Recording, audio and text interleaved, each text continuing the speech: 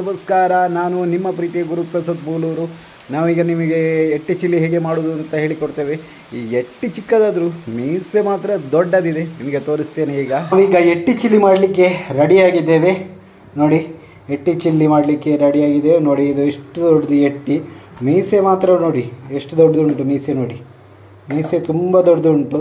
ಸ್ವಲ್ಪ ರೆಡಿ ಮಾಡಿ ಇಟ್ಟಿದ್ದೇವೆ. ನೋಡಿ, ಎಟ್ಟಿ ಚಿಲ್ಲಿ ನೋಡಿ ಹೇಗೆ ಮಾಡೋದು ಅಂತ ನಿಮಗೆ ತೋರಿಸ್ತೇವೆ. ನೋಡಿ, ಎಟ್ಟಿ ಫಸ್ಟ್ ಅದನ್ನು ಮಂಡೆಯನ್ನು ಫಸ್ಟ್ ಕಟ್ ಮಾಡಬೇಕು. ನೋಡಿ ಹೇಗೆ ಅಂತ ನೋಡಿ, ಹೀಗೆ ಕಟ್ ಮಾಡಬೇಕು. ನಾನು ಎಟ್ಟಿ ಮುಟ್ಟುವುದೇ ಫಸ್ಟ್. ನೋಡಿ, ಮತ್ತೆ ಇದನ್ನು ಹೀಗೆ ಓಪನ್ ಮಾಡಬೇಕು. ಹೀಗೆ ಓಪನ್ ಮಾಡಿ ಮಾಡಿ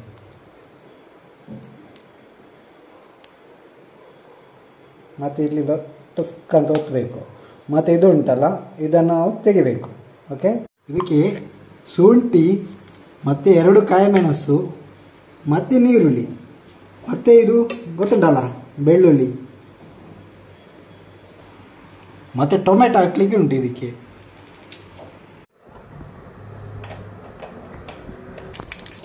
ನೋಡಿ, ಇದನ್ನು ಬನಲೆಗೆ ಹಾಕೋದು. ನೋಡಿ ಹೇಗೆ ಹಾಕ್ತಾರೆ, ಸಿಹಿಯ ಸೌಂಡ್ ಕೂಡ ಬರ್ತದೆ. ಬೆಳ್ಳುಳ್ಳಿ ಫ್ರೈ ಆಗ್ತಾ ಉಂಟು. ನೋಡಿ,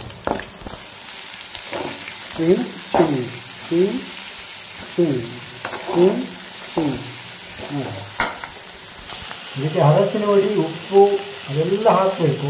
ನಿಮಗೆ ಟೇಸ್ಟ್ ಬರಬೇಕಾದ್ರೆ ನೋಡಿ, ಮೆಣಸಿನ ಹುಡಿ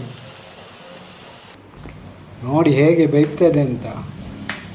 ಆಗ ಜೀವ ಇತ್ತು, ಮೀಸೆ ದೊಡ್ಡದಾಗಿ.